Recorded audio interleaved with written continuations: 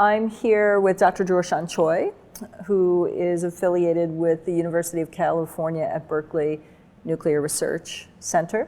And he's a nuclear engineer by training and has worked on plutonium issues for many, many years. So you started out at Livermore National Labs and then did some work at the International Atomic Energy Agency, right? Correct, yes. I actually started off from working for a company called Bechtel, but my experience with plutonium was start off from Livermore. When I worked for Livermore in 1987, part of my task is working in the plutonium facility as a criticality safety officer. So from the outside of the glove box, I know what plutonium is. Right. You spent some years at the International Atomic Energy Agency back in the 1990s, I think, and your specific job was to help countries manage plutonium in a way, more or less. Yes. Was that a tough job? Well, let me back a little bit. I spent most of my time, my professional career at Lawrence Livermore National Laboratory. When I was in the lab, one of the job or the tasks I was involved in, I was actually working in a plutonium facility. Livermore was one of the DOE facilities that had to handle, manage, and process plutonium. And I was the criticality safety officer for the plutonium facility for 3 years. So you're talking about plutonium. I have actually looking outside from the glove box and see what it's like. So weapons plutonium, though, at Lawrence Livermore? Both. And the reason is because the time that I was in Livermore, there was a program called SIS. At that time was classified, no longer. So basically, we're taking the reactor-grade plutonium and trying to enrich it to higher grade. So plutonium is plutonium from that standpoint. But I took a job at the agency, IAEA, from 1998 to 2001, 3 years. And one of my portfolio is on plutonium. Because the section or the division that I work in is nuclear material and fuel cycle. So nuclear material involving plutonium, uranium, depleted uranium. So all these are part of the subjects under International Working Group on Nuclear Fuel Cycle Option. So the idea in the 1990s was we had the growth of civilian plutonium stocks. This is material that has been separated from, it's produced when uranium gets irradiated in a reactor, and then you have to separate it out from all the radioactive fission products.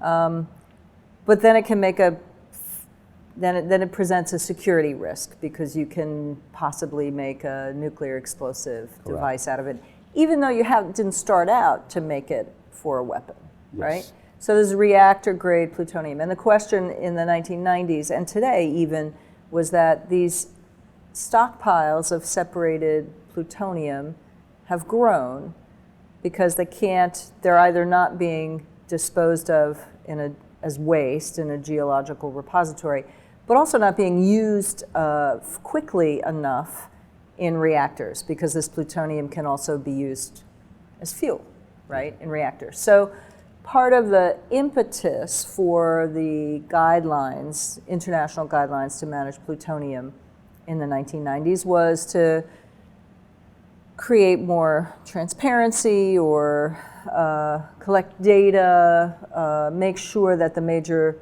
plutonium holders knew what each other was doing. Is that a rough? Well, nuclear energy came after atoms for peace. Right. So they will use the uranium you just mentioned, process it, and then enrich it and put it into a reactor, because that's the unique way of producing energy.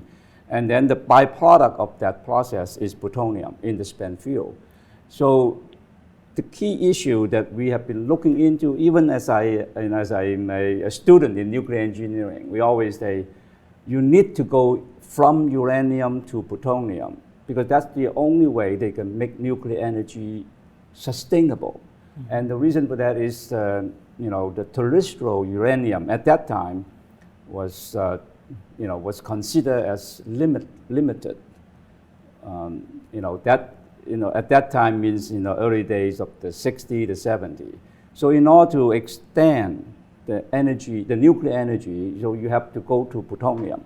So many of the program in countries, we are, our country first, because we're thinking about using this energy. So plutonium is always on, in the plan, for extending of nuclear energy. Right. Until 1974, when India exploded the peaceful explosion. Before that, we all have 5 countries doing all this, and for some reason we didn't do anything. But 1974 is the day, is the time that the world getting serious about it. This is the NPT. So I'm going too far back. But it was India's explosion proved that you could take a peaceful reactor, produce plutonium, say that it was going to be peaceful, and actually explode a nuclear weapon. You're correct. And I think that was a shock to the world community. They thought, well, we've been merrily going along promoting nuclear energy and reactors, and there's a bigger problem than we thought there was. You're correct. I think that is that is the reason why we have to make a 180-degree change. Yeah. Because but let me put it this way: by 1974, and by the time that we discussed about the potential of plutonium being misused, plutonium from the civilian program being misused for that. A lot of other programs already on track. We already have the Barnwell, which is Barnwell reprocessing plant already designed and in construction, maybe even close to completion. So we are on the way to use plutonium to sustain the nuclear energy. And following us, of course, you're seeing that France is doing that, and Japan is getting our consent. From in 72 because of the energy crisis. So many of these programs already on the way using your plutonium. So by the time we go back to the 90, and the 2 things happened. At the 90, early part of 90, we see the end of the Cold War. And we realize that the 2 superpowers has a lot of plutonium in the military program that need to be dealt with. Tons and tons for tens of thousands of weapons. In the early 90s, there was study being done into managing of the weapons plutonium. So that report came out in 1994.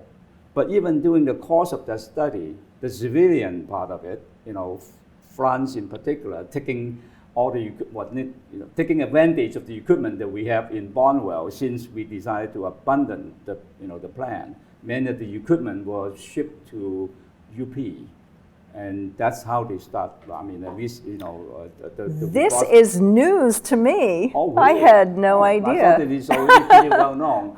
But we already have installed some of this equipment from dissolver and things like that. Of course, so these are the components of our Yes. reprocessing plant that we Yes. didn't open, right? Right. And were never irradiated, actually, Yes. right? Yes. Well, see, I was working for a company called Bechtel at that time, and Bechtel was asked to evaluate the economic cost of continuing, the Barnwell plant after the government decided to abandon it. So whether the industry company would be interested to pick it over and then perform reprocessing for the utility. Right. But of course, the outcome of that study is negative. So finally, Meaning it was they it thought would it was be too costly expensive for the industry to support Yeah. fuel reprocessing in the U.S. And then this statement is still true to this day. So there's a lot of debate. Yes, well, but in the 90s, worldwide about the cost of reprocessing, but I think over the decades we've seen that the costs of reprocessing, even though it's a tiny portion of the fuel costs in nuclear energy, the cost of reprocessing that fuel, and because you'll never get rid of the need to actually dispose of the waste in the end, that it's very expensive. And so the United States doesn't do this, but the United States is now potentially thinking, into the future. If we develop fast reactors that will require reprocessing, we will have to develop that capability. It's many years down the road, but... Well, no, not exactly many years down the road, but it is already included in that plan when I mentioned to you sustainability. Right. Because we all know the best way to use plutonium is not in the thermal reactor like what we currently have, Gen 2 or Gen 3. Light water reactors. Right, so we already know we have to, in order to use plutonium and to make it sustainable, that means you have to use plutonium and produce plutonium at the same time. So that's the fast reactor breeding plutonium. So fast breeder has been considered way back. So what I'm trying to say is in the 90s, you have other, even though the US has backed out from the reprocessing and the utilization of plutonium, but many other countries, Japan, France, and the Europe, Euro a few Europeans already have committed, they already signed contract to have the spent fuel reprocessed. Reason, because we have led them to believe plutonium is a resource to continue sustaining the nuclear energy. Correct. So the waste aspect of it is we have decided to abandon that process. So now spent fuel is no use anymore. Plutonium is part of that spent fuel. So that's where the waste content comes in. Right. But I think, just for our watchers, we have to make clear the United States has more nuclear power reactors than any other country in the world. China may surpass us in 20 years or something, but we have fully 25% of all the world's nuclear power reactors. We have a lot of experience, and we decided that we didn't need to take that step. So there are some people who say we convinced other countries to back off of reprocessing, but there are still countries who are doing this. And China is actually now thinking about reprocessing. Yes. So it's not clear where the future is going to go. But to loop back to our point about these plutonium management guidelines, 9 countries got together and decided they would exchange information on an annual basis about separated plutonium and spent fuel.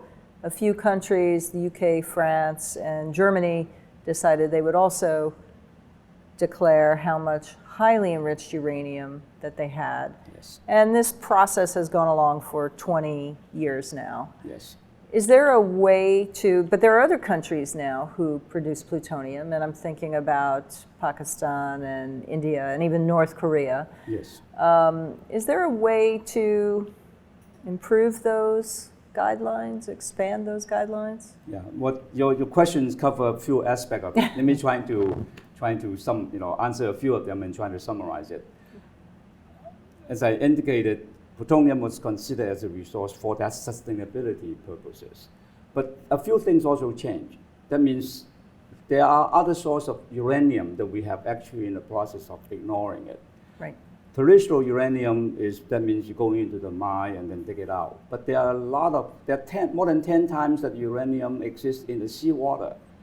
But extraction of seawater uranium is very difficult. Why I pick up this in the summary is pick up your term, war on climate change.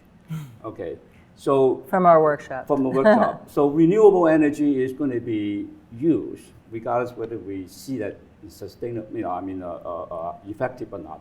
But it will be used. Why? Because carbon is going to be a problem. So any energy source with carbon is going to be a problem. So nuclear comes in there.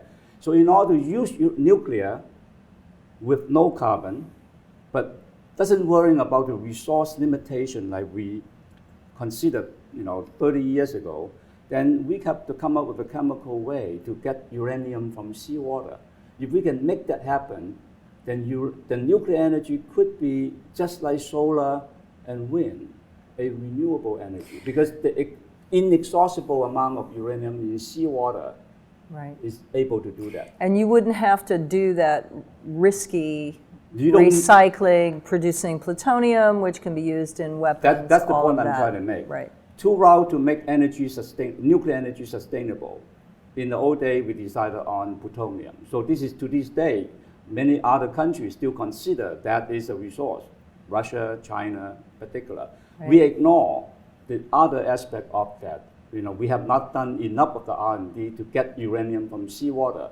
And I would bet anything, if we can actually put the same amount of energy, energy and resources on getting seawater uranium, it would be easier to overcome this resource limit for nuclear energy. Right. So my understanding is it's not so much a technical issue, but a cost. It right is now. a cost issue, but it's tied to the policy issue. Right. Once you decided plutonium is the way to go, so back end of the fuel cycle become the important consideration for many countries. In Right. Japan, seawater uranium has been researched in the 60s and the 70s, and they have results.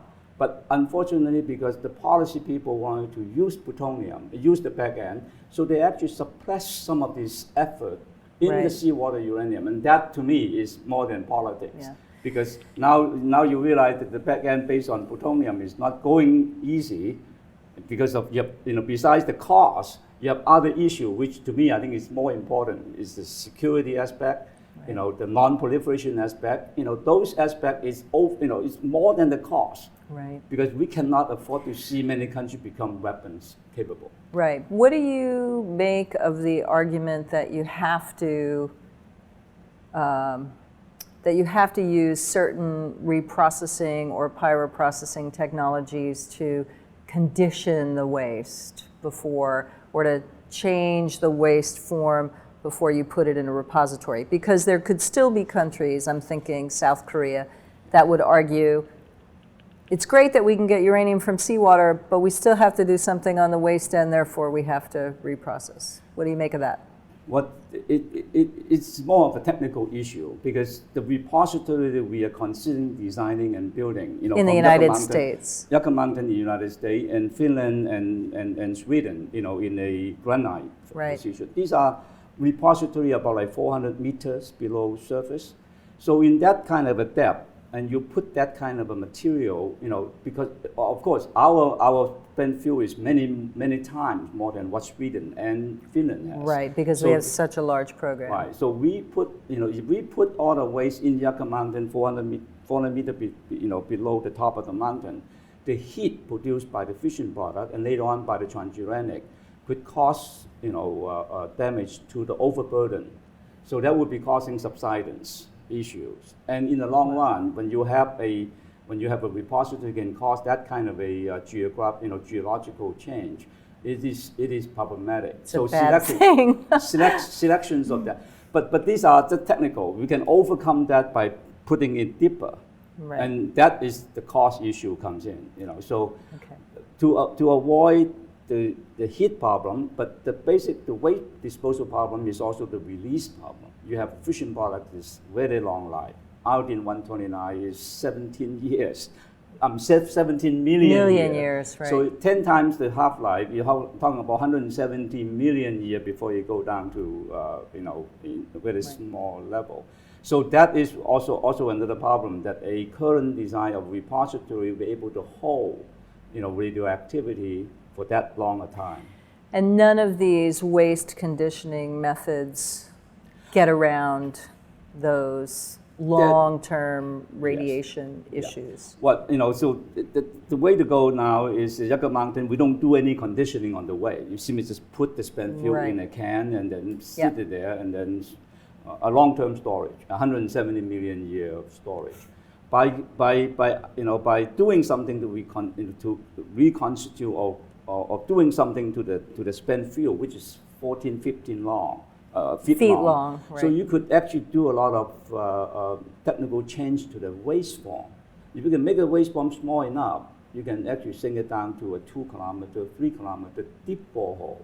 And then you do that, then the heat is not a problem, and certainly radioactivity get back to the surface where affecting people's it's much less likely that it will. Much easier. Yeah.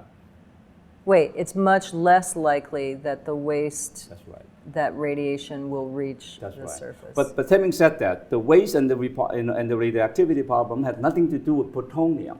That's true. Had nothing to do with plutonium. So using that two arguments and say that's why we need to have pyrochemistry, a dry process. I agree. It is really not the right argument, or not the right question, not the right answer for the question.